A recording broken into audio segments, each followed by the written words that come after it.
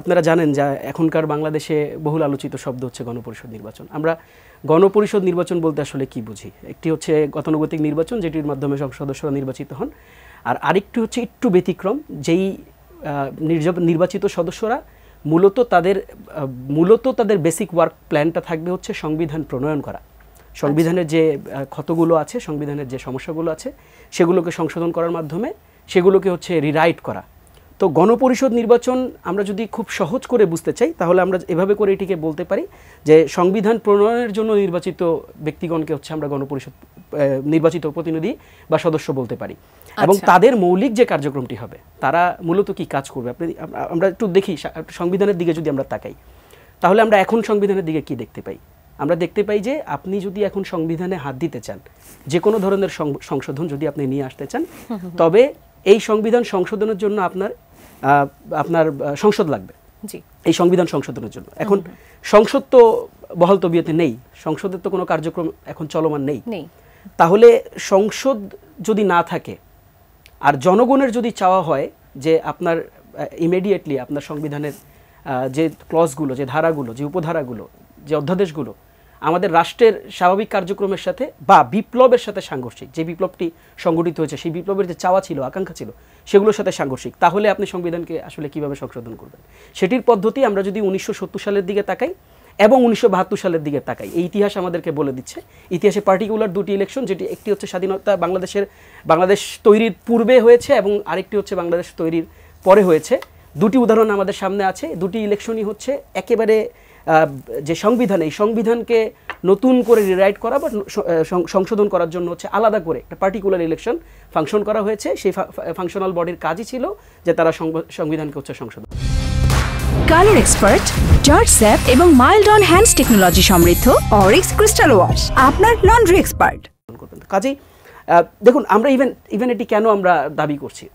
আমরা তো বলতে পারতাম যে ঠিক আছে, আমরা সংসদ সদস্যরা, নতুন নির্বাচিত সংসদ সদস্যরা আসুক, তারা সংসদে বসে তারা তাদের মতন করে সংবিধানটি আমরা কেন বিশ্বাস করতে পারছি না? দেখুন, আমাদের কাছে ইতিহাস আছে। আমরা যখন এরশাদ বিরোধী আন্দোলন দেখেছি, এরশাদ বিরোধী আন্দোলনের পর আমরা কিন্তু একটা ন্যাশনাল কনসেনসাসের জায়গায় ছিলাম।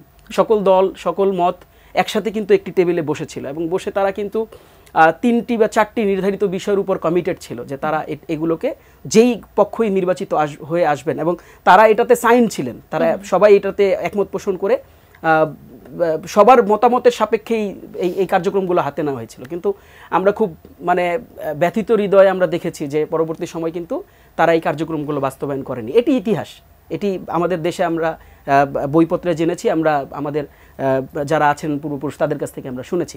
এখন সমস্যাটা কোথায়? সমস্যাটা হচ্ছে যে দেখুন, আমরা কাউকে বিশ্বাস অবিশ্বাসের প্রশ্নেই যেতে চাই না।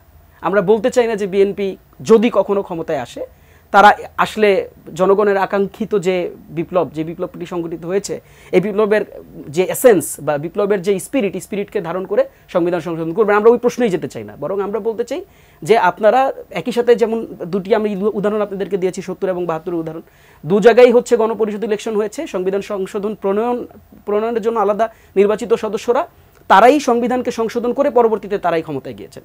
তো এখানে কোনো ধরনের আইনি জটিলতাও নেই। কাজেই দুটি ইলেকশন একসাথে হতে পারে এবং এটির ফলে কি হবে আমি জাস্ট যদি ছোট করে বলি। দেখুন, এই বিপ্লবকে আমরা যদি খুব কাছ থেকে দেখি, যে বিপ্লবটি 5ই আগস্ট এবং তার পূর্ব সময় ধরে আমরা এই যে ফলাফলটি 5ই আগস্ট পেয়েছি, সবাই মিলে যেভাবে করে ফ্যাসিজমকে হচ্ছে না বলেছে, সবাই মিলে যেভাবে করে আগত ফ্যাসিজমকে, ভবিষ্যতে যাতে বাংলাদেশে কখনো কোনো ধরনের ফ্যাসিস্ট শক্তি আবার আমাদের উপর চেপে না বসে, সেটাকে যেভাবে করে লাল কার্ড দেখিয়েছে, এটা কেন হয়েছে? এটা কিন্তু মানুষের একটা আকাঙ্ক্ষা থেকে হয়েছে।